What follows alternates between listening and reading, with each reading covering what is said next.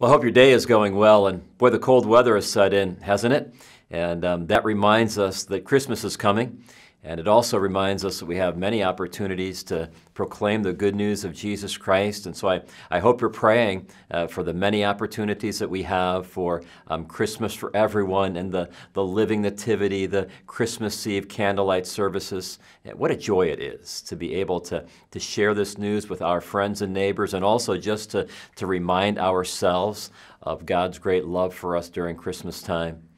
I've really been enjoying these studies we've been doing from the Word of God on the exchanges that occurred during Christmas. And this coming Sunday, I'm looking forward to one, this time from the Old Testament, from Psalm chapter 30. And I would encourage you, if your schedule allows, to read through Psalm 30, but then also look at a couple of events in the Old Testament that are actually the background of the psalm. You could read about it either in 2 Samuel chapter 24 or 1 Chronicles chapter 21.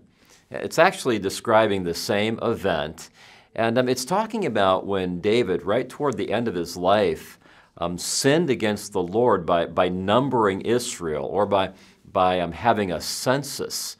And you can read in those passages why that would have displeased the God, but ultimately it was an act of self-sufficiency.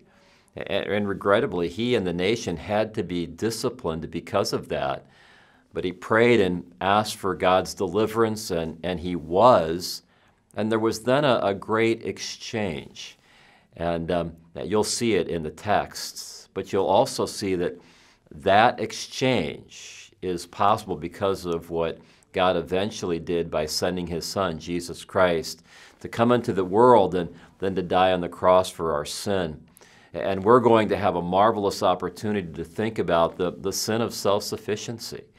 That's something that we all struggle with, and it may be that that's one of the reasons that God has visited us with a pandemic in order to remind us of, was I just finding my sufficiency in my reliance on this or that or something else?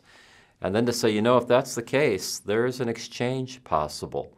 And perhaps as we continue to be good stewards of the pandemic that God has provided for us to learn from, maybe Psalm 30 can help us in some very powerful ways. So again, I would encourage you to read the psalm, read the chapters from Samuel and Chronicle that form the background of that psalm, and then ask the Lord to help us to be prepared in our hearts.